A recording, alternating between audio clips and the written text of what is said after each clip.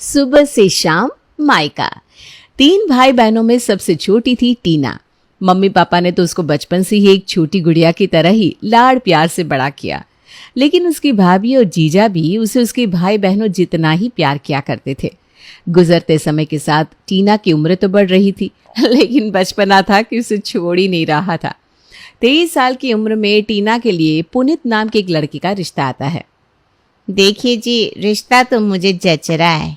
यहाँ भी सबसे छोटी है हमारी टीना, और वहाँ भी परिवार में जाकर सबसे छोटी बहू ही बनेगी, तो इसके ऊपर ससुराल की कुछ खास जिम्मेदारियाँ भी नहीं रहेगी और हमारी बच्ची की मासूमियत भी बची रहेगी। वरना आप तो जानती हैं कि शादी के बाद घर गृहस्थी की जिम्मेदारियों में लड़कियाँ हंसना ही भूल जाती हैं। ये बहुत अच्छी बात कही भाग्यवा तुमने। इस तरह से तो हमने कभी सोचा ही नहीं था। तुम ठीक कह रही हो, अगर घर की छोटी बहू बनकर जाएगी तो अच्छा ही होगा।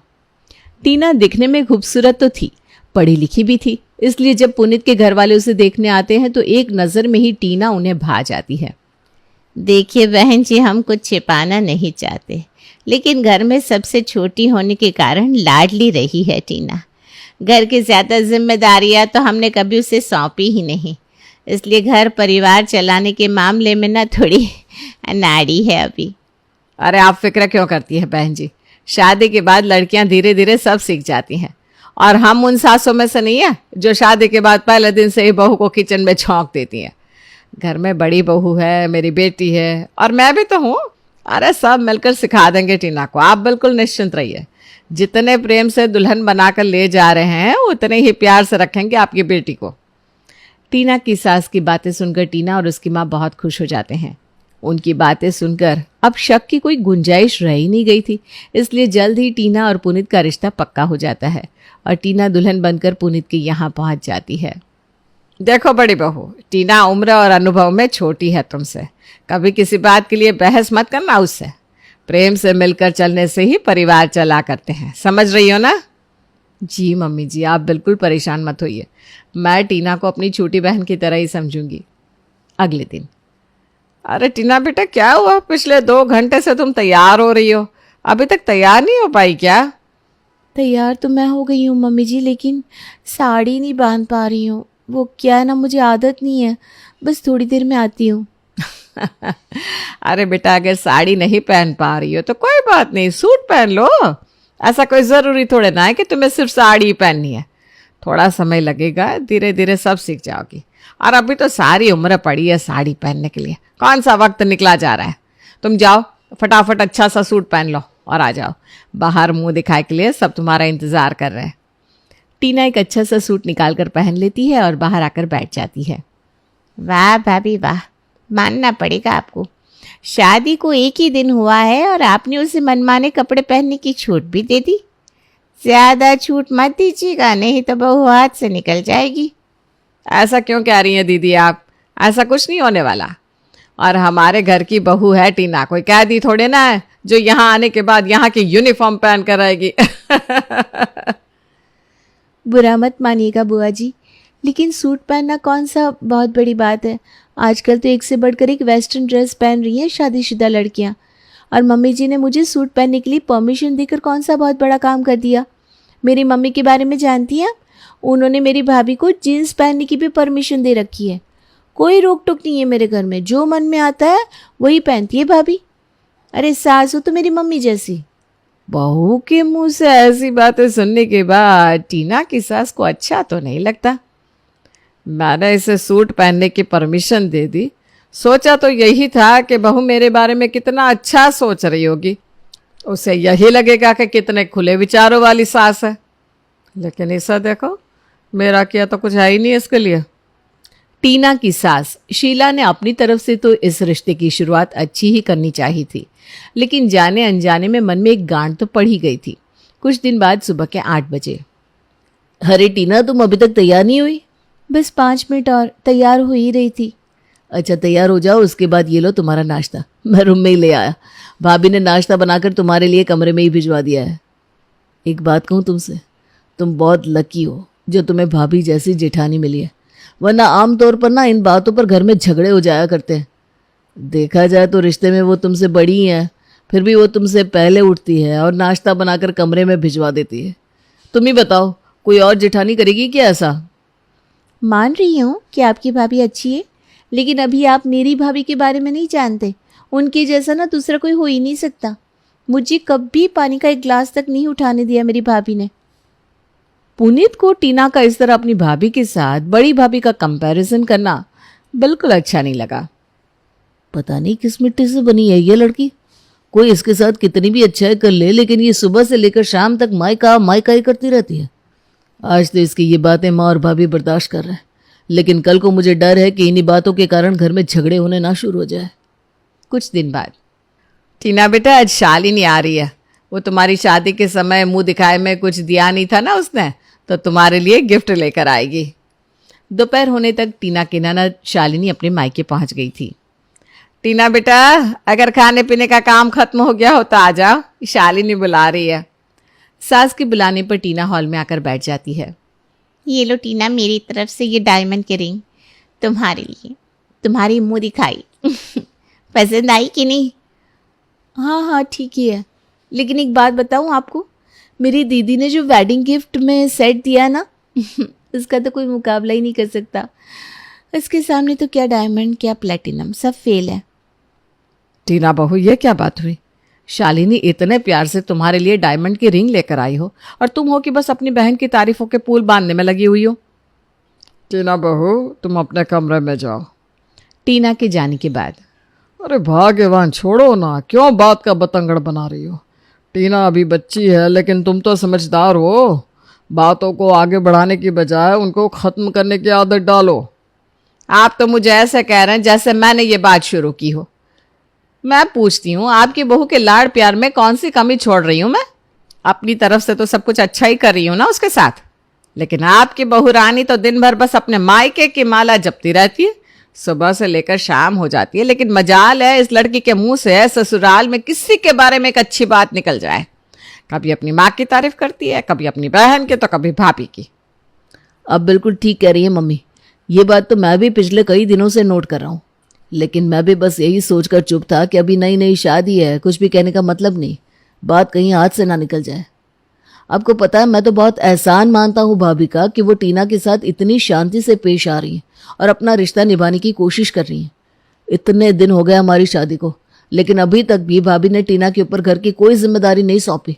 अगर घर में 10 काम होते हैं ना, तो टीना मुश्किल से ही किसी 1 या 2 काम में हाथ लगाती है। बाकी के 8 काम तो अभी भी भाभी अकेले ही कर रही है। उसके बाद भी कभी भी भाभी ने टीना या मुझे देखकर मुंह टेढ़ा नहीं किया। वो तो हमेशा ही टीना को अपनी छोटी बहन की तरह प्यार करती हैं और अच्छी तरह से बातचीत करती हैं। और दूसरी तरफ टीना है, जिसे भाभी का किया हुआ कुछ नजर ही नहीं आता। जब भी भाभी के बारे में बात करो, वो अपनी भाभी का चिट्ठा लेकर बैठ जाती है और फिर उसके किस्से खत्म होने का नाम ही नहीं लेते। उस शरीर से अपने ससुराल आ जरूर गई है, लेकिन उसका मन अभी भी अपने मायके में ही अटका हुआ है। ससुराल की एक भी चीज वो खुले दिल से अपना नहीं रही, उल्टा सब कुछ अपने मायके से ही कंपेयर करने की कोशिश करती है। अरे छोटी मोटी तो मैं भी न जाने कितनी बातें इग्नोर कर देती हूँ, लेकिन अब तू ही सोच, शालिनी के सामने उसने अपनी बहन की तारीफ करी और उसकी लाई रिंग की तरफ ठीक से देखा तक नहीं। उसे कितना बुरा लग रहा होगा। माना कि इसके बहन भाई और मायके वालों के पास बहुत पैसा होगा, लेकिन हमें इस बात से कोई सरोकार नहीं है। अरे वो पैसे वाले लोग हैं, इसका मतलब ये थोड़ी ना है कि हम सुबह शाम यहाँ पर बैठकर सिर्फ अपना अपमान कराते रहेंगे और बहू के मुंह से सिर्फ उसके मायके की तारीफ सुनते रहेंगे। हाँ, ये रोज रोज का नाटक अब मेरे से भी बर्दाश्त नहीं हो रहा। देखो मम्मी, अभी तो मैं उसे बातों से समझाने की कोशिश करूंगा, लेकिन अगर ये तब भी नहीं मानी तो फिर मुझे लगता है हमें इसके मायके वालों से ही बात करनी पड़ेगी। हर बात पर मायका मायका करती है ना। जब मायके वाले इसे समझाएंगे तभी इसके दिमाग में बात जाएगी कि सारी जिंदगी मायके की बंसी बजाने से ससुराल में खटास ही पड़ जाया करती है। अगले दिन, अरे टीना, आज मेरे साथ थोड़ा बाजार चलोगी? तुम भी थोड़ा अपने लिए शॉपिंग कर लेना, क्या कहती हो?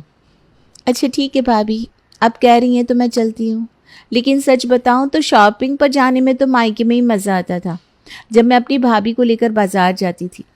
सच बात तो ये कि उनकी जगह कोई ले ही नहीं सकता। चाहे जितना भी कर लो इसके लिए, इसे तो अपने मायके से ही फुर्सत नहीं है। खैर, मूड खराब करने से कुछ नहीं होगा, जाने देती हूँ। दोनों देवरानी जेठानी बाजार जाती हैं और ढेर सारी शॉपिंग करने के बाद लौटती हैं। सच सच बताओ, मजा आ गया ना आज शॉपिंग में? कितने अच्छे अच्छे ड्रेस लिए हमने। हाँ भाभी, पर ऐसा कोई मज़ा भी नहीं आया, बस ठीक ही है। आपको भी पता नहीं मेरी भाभी की कलर सिलेक्शन चॉइस कितनी शानदार है, क्या बताऊँ। आपकी चॉइस को मैं ख़राब नहीं कह रही हूँ, लेकिन मेरी भाभी की बात ही कुछ और है। हद है टीना तुमसे। अरे भाई, किस मिट्टी की बनी हुई हो तुम? हर बार तुम्हें अगर अपनी भाभी को ही बीच में लाना है तो ठीक है, आज के बाद मैं तुम्हारे साथ कहीं नहीं जाने वाली। तुम अपनी भाभी को ही ले जाना। अरे पूरा दिन लगा दिया मैंने तुम्हें शॉपिंग करवाने में, और तुम ये सलाह दे रही हो मेरे प्यार का। जेठानी के सब्र का बांध आज टूट गया था और फिर वो जी भर के बातें सुनाने के बाद वहां से उठकर अपने कमरे में चली जाती है। अरे लगता है भाभी नाराज़ हो गई, लेकिन मैंने गलत क्या कहा भाई? जो बात है वो है। मायके में अगर मैं अभी होती ना तो मेरी भाभी कभी ऐसे मुंह फुला कर थोड़ी ना जाती। मायके की तो बात ही कुछ और होती है। शाम के समय, ये देखो टीना, जीजाजी ने हमारे हनीमून के लिए टिकट्स भेजा है। सच में जीजाजी बहुत सोचते हैं हम लोगों के बारे में। उनके अंदर तो ऐसी कोई बात ही नहीं है जिससे ऐसा महसूस हो कि वो इस घर के बेटे नहीं दामाद है। हम लोग सच में बहुत लकी हैं जो मेरी बहन के लिए जीजाजी जैसा लड़का मिला।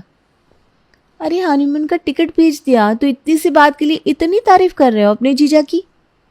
हाँ ठीक है, दिए होंगे उन्होंने टिकट के पैसे, लेकिन तुम्हें पता नहीं मेरे जीजा जी जैसा दूसरा दामाद हो ही नहीं सकता। मैंने तो आज तक ऐसा कोई देखा ही नहीं। इतने हंसमुख मिलनसार, जिसके साथ बात करें ना उसी को अपना बना लेते हैं।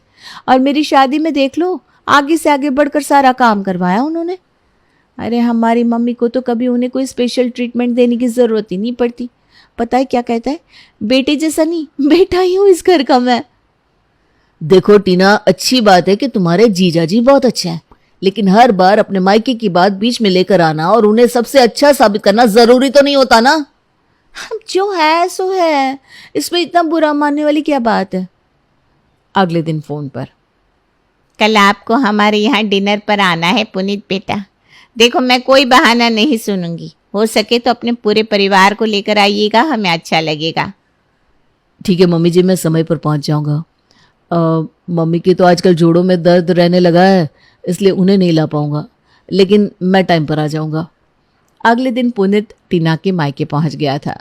वहां पर उसके भाई भाभी के अलावा उसकी बहन अपने पति के साथ आई हुई थी। अरे टीना, तुम ये क्या पहनकर चली आई? दीदी ने जो डायमंड का सेट दिया था वो नहीं पहना तुमने? है? कौन सा डायमंड सेट? अरे किसने कहा वो डायमंड था? टीना तूने बता नहीं क्या कि वो सेट बस आर्टिफिशियल था? मैंने 1000 रुपये का लिया था सदर मार्केट से। क्या बात कर रही हो आप? आपने इसे आर्टिफिशियल सेट गिफ्ट किया? और ये मेरी दीदी की दी हुई डायमंड रिंग को आपके सेट से कंपेयर कर रही थी। इतना ही नहीं, इसने कहा कि डायमंड तो फेल है आपके सेट के सामने। मुझे तो ये लगा शायद आपने 2-2.5 लाख का सेट दिया होगा, तभी ये इतनी तारीफ कर रही है। हाँ, लेकिन देखिए, खोदा पहाड़ निकला चूहा वाली बात हो गई। दीदी, बात सेट की कीमत की कतई नहीं है।